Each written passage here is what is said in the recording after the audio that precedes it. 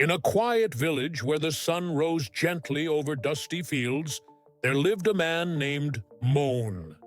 At first glance, Moan looked like any other villager, simple clothes, weathered hands, and a calm face. But beneath that ordinary exterior beat a heart heavy with responsibility and kindness. Moan's home was small, just a humble hut, with cracked walls and a roof patched here and there. Inside, life was modest. There was never much to eat, and every coin he earned came from long days working under the blazing sun, tending the fields, or fixing what little needed fixing.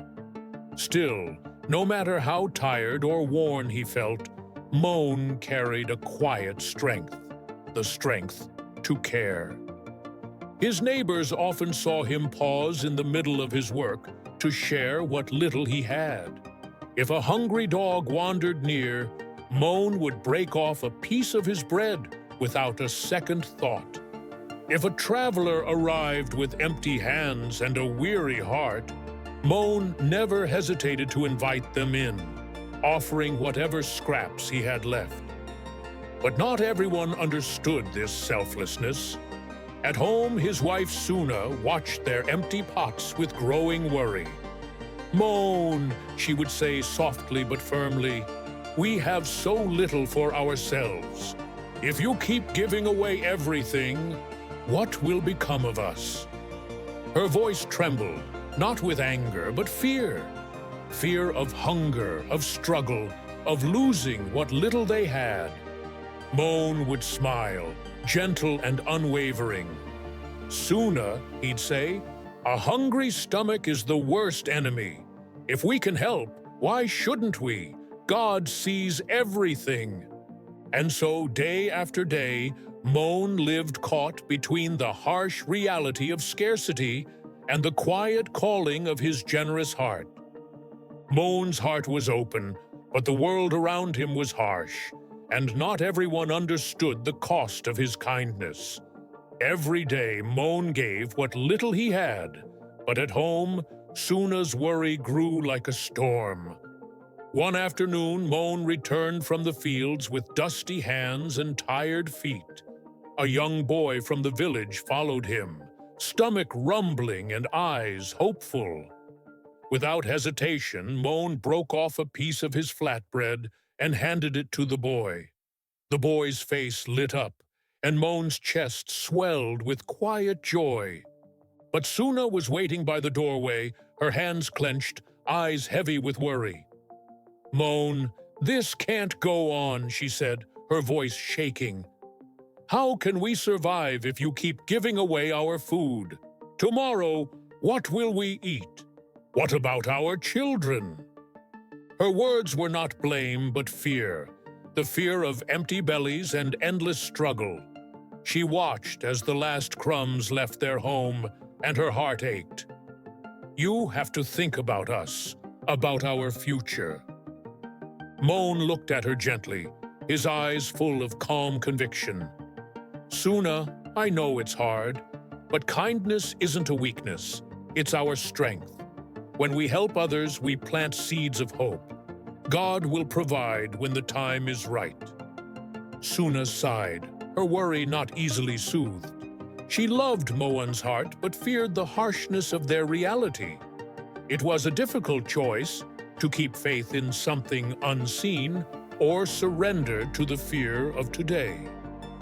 In the silence between them, the weight of their struggle hung heavy. Two souls wrestling with love, survival, and the courage to believe in goodness despite empty plates. One scorching afternoon, just as the village settled into the slow rhythm of the day, a faint knock echoed at Moan's door. Suna glanced toward the sound, her heart tightening with silent dread. Another visitor, another test. When Moan opened the door, an old sage stood there, his clothes tattered, face drawn with exhaustion, eyes heavy with hunger and pain. Sweat dripped from his brow, and his body seemed to carry the weight of countless hardships. Suna peeked through the window, whispering under her breath, "Now here too. How will we feed him? Our kitchen is already empty." But Moan's heart moved before his mind could hesitate. "Baba, please come in," he said warmly, stepping aside. Without a second thought, he fetched water, his hands trembling not from weakness but urgency. The sage drank slowly, relief washing over his face like a soft rain. Then came the ask, a simple, quiet request that shattered their fragile peace. "Son, I have not eaten in 2 days. If you have any food, I would be grateful." Moan's eyes darted to the kitchen. Only 2 rotis remained, meant for his own meager lunch. His wife's whispered protests filled the room, but Moan silenced them with a calm smile.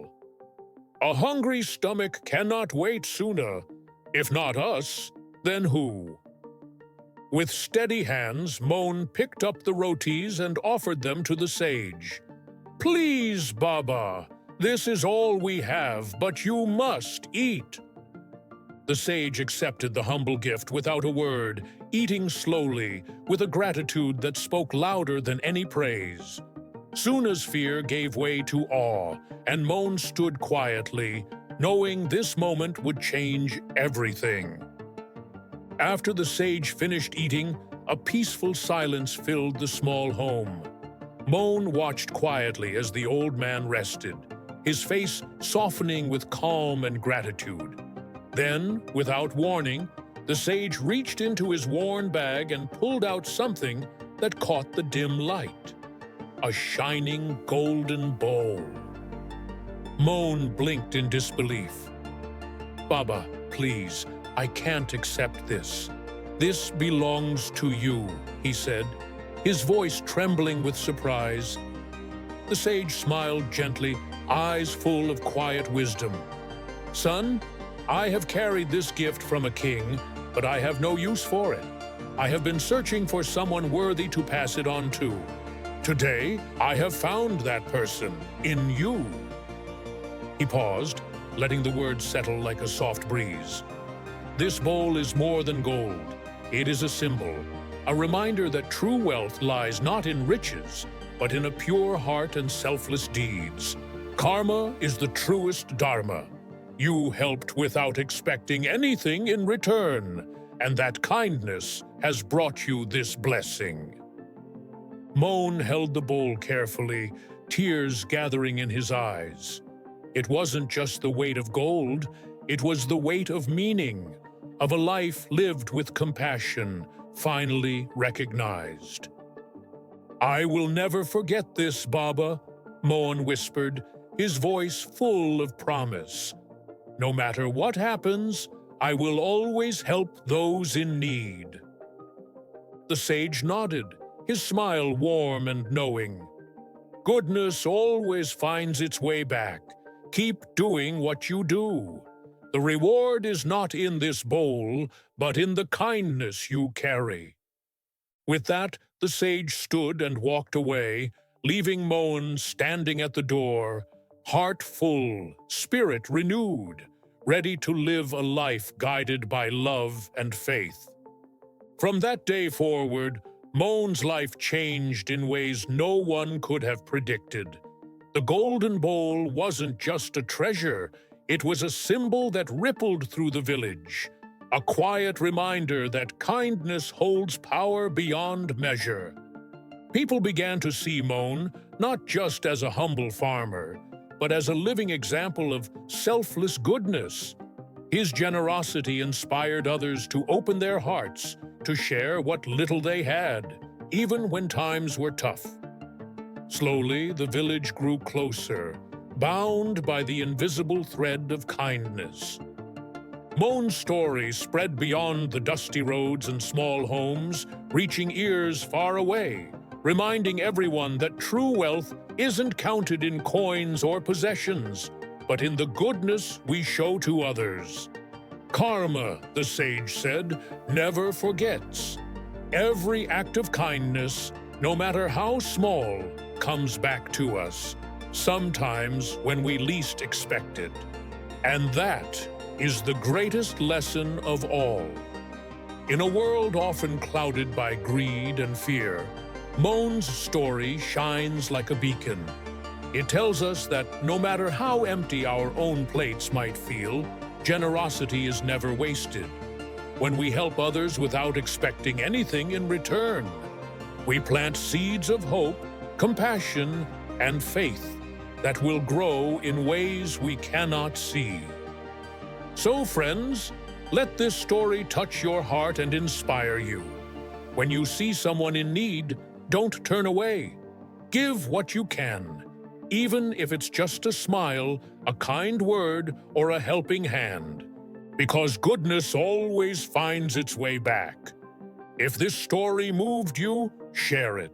Spread the message. Be the reason someone believes in kindness today.